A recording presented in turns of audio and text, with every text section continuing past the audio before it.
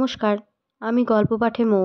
গল্প পাঠ যদি আপনাদের ভালো লেগে থাকে তাহলে অবশ্যই চ্যানেলটিকে লাইক, শেয়ার ও সাবস্ক্রাইব করে পাশে থাকবেন এবং আপনাদের মূল্যবান মতামত কমেন্টে জানাবেন। আজকে আপনারা শুনছেন শ্রদ্ধেয় বিভূতিভূষণ বন্দ্যোপাধ্যায়ের উপন্যাস ইছামতী। নীলু শুকতুনিতে ফোড়ন দিয়ে নামিয়ে নিলে। খোকনকে ওর কাছে দিয়ে ওর মা গিয়েছে বড়দার বাড়ি। বড়দা বড় বিপদে পড়ে গিয়েছেন। তাকে নাকি কোথায় যেতে হবে সাহেবদের সঙ্গে, সে কথা শুনতে গিয়েছে বড়দি। খোকন বলছে, ছো মা, ছো মা। কি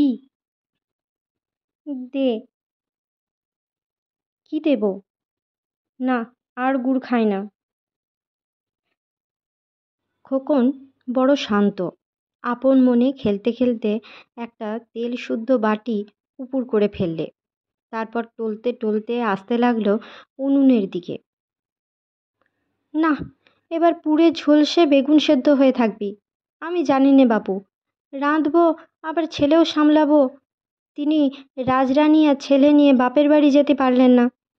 ও মেজদি, মেজদি, কেউ যদি বাড়িতে থাকবে কাজের সময়, বসো এখানে। এই দাঁড়া, দেখাচ্ছি মজা। আবার তেলের বাটি হাতে নিয়েছিস? খোকন বললে, বাটি, বাটি রাখো ওখানে। মা, মা আসছে, বসো, ওই আসছে। খোকন বাইরের দিকে তাকিয়ে দেখে বললে, নেই। তারপর হাত দুটি নেড়ে বললে, নেই, নেই, যা। আচ্ছা, নেই তো নেই, চুপটি করে বসো বাবা আমার। বাবা আসছেন, গিয়েছেন নদীতে নাইতি। মা আসছে। মা, বাবারে বাবা, আর বকতে পারি নে তোর সঙ্গে। বসো। এই গরম গরম, পা পুড়ে যাবে। গরম শুকতুনির ওপর গিয়ে হুমড়ি খেয়ে পড়েছে। ও মেজদি। এইবার খোকন কান্না শুরু করলে। নীলুর গলায় তিরস্কারের আভাসে কান্নার সুরে বলে, মা। নীলু ছুটে এসে খোকনকে কোলে তুলে নিয়ে বললে, ও আমার মানিক, কাঁদে না সোনামণি, রামমণি, শ্যামমণি, চুপ চুপ। কে কেঁদেছে? আমার সোনার খোকন কেঁদেছে? কেন কেঁদেছে? মেজদি, যা মর সব, জমের বাড়ি যা। আমার খোকনের খোয়ার করে পাড়া বেরোনো হয়েছে। খোকন ফুলে ফুলে কাঁদতে কাঁদতে বললে, মা। কেঁদো না, আমি তোমায় বকিনি। আমি বকলেই বাবা আমার আর সহ্য করতে পারেন না। আমি বকিনি। কি দিই হাতে? ও মা, ওটা কি রে, পাখি? এই সময় তিলু দ্রুত পদে ঘরের মধ্যে ঢুকে বললে, এই যে সোনামণি, কাঁদছে কেন রে? তোমার আদুরে গোপাল একটা উঁচু সুর শুনলি অমনি ঠোঁট উল্টান, চড়া কথা বলবার জো নেই। নীলু বললে, দাদা কোথায় গিয়েছেন, দেখে এলে? দাদা গিয়েছেন সাহেবদের কাছে। কোথায় তিতুমির বলে একটা লোক মহারানীর সঙ্গে যুদ্ধ করছে, সেই লড়াইতে নীলকুঠির সাহেবরা লোকজন নিয়ে গিয়েছে, দাদাকেও নিয়ে গিয়েছে। তিতুমির? তাই তো শুনে এলাম। বৌদিদি কেঁদে কেটে অনর্থ করছে। লড়াই হেন ব্যাপার, কে বাঁচে কে মরে তার ঠিকানা কি আছে? নীলু হঠাৎ চিৎকার করে কাঁদতে লাগলো পা ছড়িয়ে। তিলু যত বলে, যত সান্ত্বনা দেয়, নীলু ততই বাড়ায়। খোকা অবাক হয়ে ক্রন্দনরতা ছোট মার মুখের দিকে খানিকটা চেয়ে থাকে, নিজেও চিৎকার করে কেঁদে উঠল। এমন সময় হন্তদন্ত হয়ে ছুটতে ছুটতে এসে হাজির হলো বিলু। সে নীলুর ও খোকার কান্নার রব শুনে ভাবলে বাড়িতে নিশ্চয়ই একটা কিছু দুর্ঘটনা ঘটেছে। সে এসে হাঁপাতে হাঁপাতে বললে, কি হলো দিদি, নীলুর কি হলো? তিলু বললে, দাদা তিতুমিরের লড়াইতে গিয়েছে শুনে কাঁদছে। তুই একটু বোঝা, ছেলে মানুষের মতো এখনো। দাদা ওকে ভালোবাসে বড়, এখনো ছেলে মানুষের মতো আবদার করে দাদার কাছে। বিলু নীলুর কাছে বসে ওকে বোঝাতে লাগলো। যাহ, ও কি, চুপ কর, ওতে অমঙ্গল হয়। কুটি শুদ্ধ কত লোক গিয়েছে, ভয় কি সেখানে? ছি, কাঁদে না। তুই না থামলে খোকনও থামবে না। চুপ কর। তিলু বললে, হ্যাঁ রে, আমাদের দাদা নয়, আমরা কি কাঁদছি? অমন করতে নেই, ওতে অমঙ্গল ডেকে আনা হয়। চুপ কর, দাদা হয়তো আজই এসে পড়বে, দেখিস এখন। থাম বাপু। তিলুর মুখের কথা শেষ হতে না হতে ভবানী এসে ঘরের মধ্যে ঢুকলেন। প্রথম কথাই বললেন, দাদা এসেছেন তিতুমিরের লড়াই ফেরতা, দেখা করে এলাম।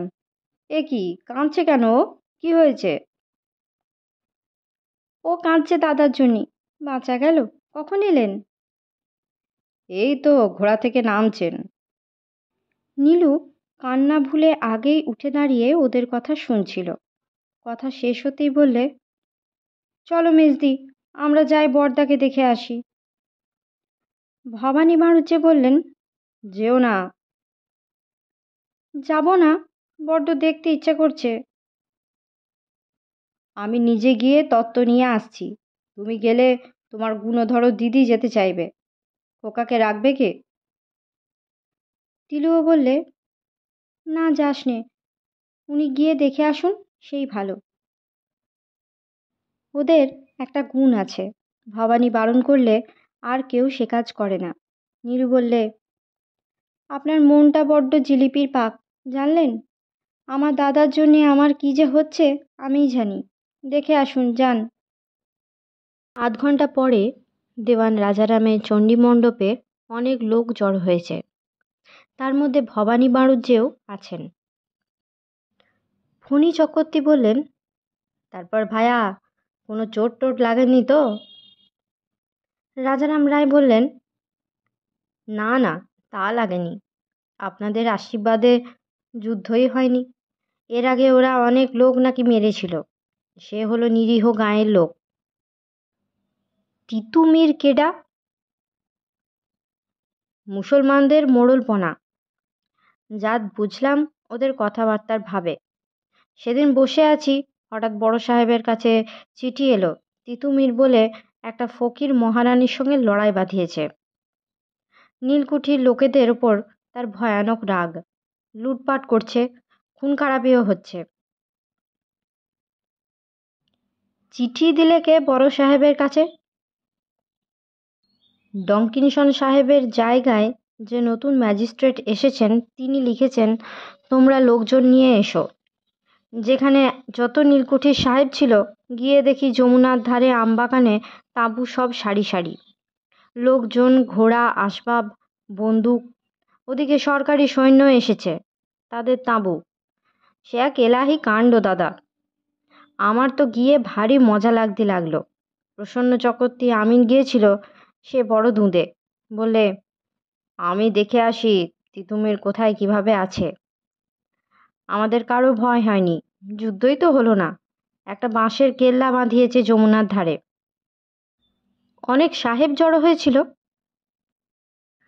বোয়ালমারি, পাঞ্চিতে, রঘুনাথগঞ্জ, লালপাড়া, দিঘরে, বিষ্ণুপুর সব কুঠির সাহেব লোকজন নিয়ে এসেছে। বন্দুক, গুলি, বারুদ, মুরগি, হাঁস, খাসি জোগাচ্ছে গাঁয়ের লোকে। একটা মেয়ে ছেলেকে এমন মার মেরেছে তিতুমিরের লোক যে তার নাক মুখ দিয়ে রক্ত ঝোঝালি দিয়ে পড়ছিল। তিতুমিরের কেল্লা ছিল 1 কোষ 3 পোয়া পথ দূরে। আমরা ছিলাম একটা আম বাগানে। যুদ্ধ কেমন হলো? তিতুমির বলেছিল তার লোকজনদের, সাহেবদের গোলাগুলিতে তার কিছুই হবে না। সরকারের সেপাইরা প্রথমবার ফাঁকা আওয়াজ করে। তিতুমির তার লোকজনদের বললে, গোলাগুলি সেসব খেয়ে ফেলেছে। তখন আবার গুলি পুড়ে বন্দুক ছোড়া হলো, 22 জন লোক ফৌত। তখন বাকি সবাই টেনে দৌড় মারলে, তিতুমিরকে বেঁধে চালান দিলে কলকাতা। মিটে গেল লড়াই। তারপর আমরা সব চলে এলাম। নীলমণি সমাদ্দার তামাক খেতে খেতে বললে, আমরা সব ভেবে খুন। না জানি কি মস্ত লড়াইয়ের মধ্যে গেল রাজারাম দাদা। আরে তুমি হলে গিয়ে গাঁয়ের মাথা, তুমি গায়ে না থাকলেই মনটা ভালো লাগে। শামবাগদির বড় মেয়ে কুসুম বেরিয়ে গেল ওর ভগ্নিপতির সঙ্গে। মামুদপুর থেকে ওর বাবা ওরে ধরে নিয়ে এলো। তার বিচার ছিল পরশু, তুমি না থাকাতে হলো না, আজ আবার হবে শুনছি। সন্ধ্যাবেলা এলো শ্যামবাগদি ও তার মেয়ে কুসুম। রাজারাম বললেন, কি গা শ্যাম? মেয়েটারে নিয়ে এলাম কর্তাবাবুর কাছে, যা হয় বিচার করুন। রাজারাম বিজ্ঞ বিষয়ী লোক, হঠাৎ কোনো কথা না বলে বললেন, তোর মেয়ে কোথায়? ওই যে আড়ালে দাঁড়িয়ে। শোন ও কুশি। কুসুম সামনে এসে দাঁড়ালো।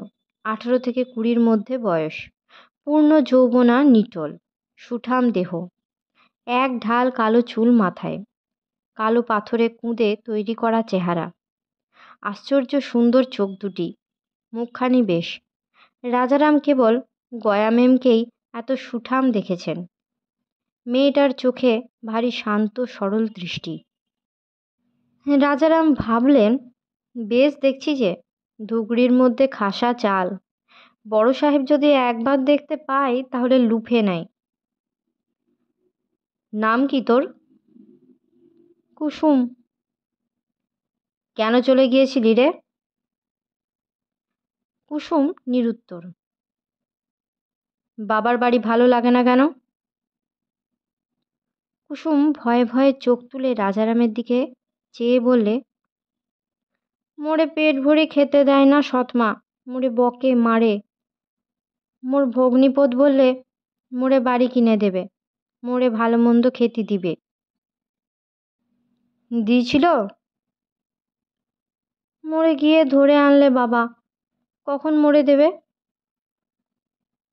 আচ্ছা, ভালো মন্দ খাবি তুই? থাক আমার বাড়ি, থাকবি? না। কেন রে? মোর মন কেমন করবে। কার জন্যে? বাবাকে ছেড়ে তো গিয়েছিলি, সৎমা বাড়িতে, কার জন্যে মন কেমন করবে রে? কুসুম নিরুত্তর।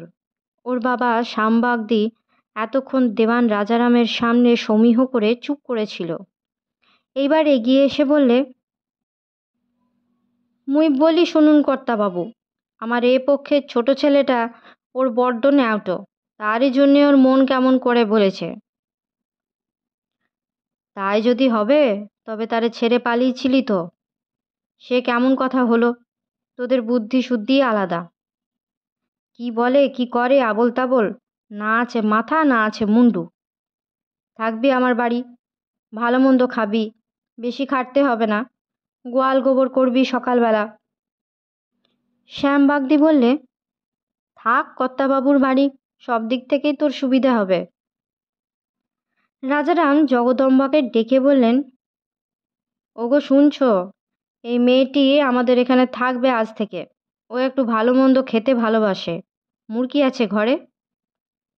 জগদম্বা বিস্ময়ের দৃষ্টিতে ওদের দিকে চেয়েছিলেন। বললেন, ও তো বাগদিপাড়ার কুশি না? ও ছেলেবেলায় আমাদের বাড়িতে কত এসেছে ওর দিদিমার সঙ্গে, মনে পড়ে না? হ্যাঁ রে? কুসুম ঘাড় নেড়ে বললে, মুই তখন ছেলে মানুষ ছিলাম, মোর মনে নেই। থাকবি আমাদের বাড়ি? হ্যাঁ। বেশ থাক, চিড়ে মুরগি খাবি, আয় চল রান্নাঘরের দিকে। রাজারাম বললেন, মেয়ের মতো থাকবি, আর গোয়াল পরিষ্কার মস্কার করবি। তোর মার কাছে চাবি, যা যখন খেতে ইচ্ছা হবে। নারকোল খাবি তো কত নারকোল আছে, কুড়ে নিয়ে খাস।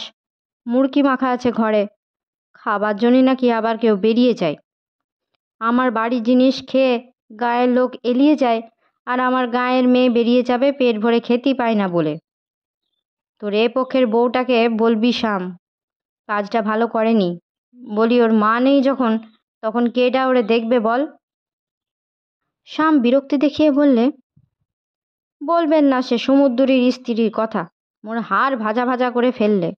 মুই মাঠ থেকে ফিরলি মোরে বলে না যে দুটো চাল ভাজা খা, রোজ পান্তা ভাত, রোজ পান্তা ভাত। মুই বলি দুটো গরম ভাত মোড়ে দে, সেই সূর্যি ঘুরে যাবে, তখন দুটো ঝিঙে ভাতে দিয়ে ভাত দেবে। মরেও না, যে না হয় আর একটা বিয়ে করি।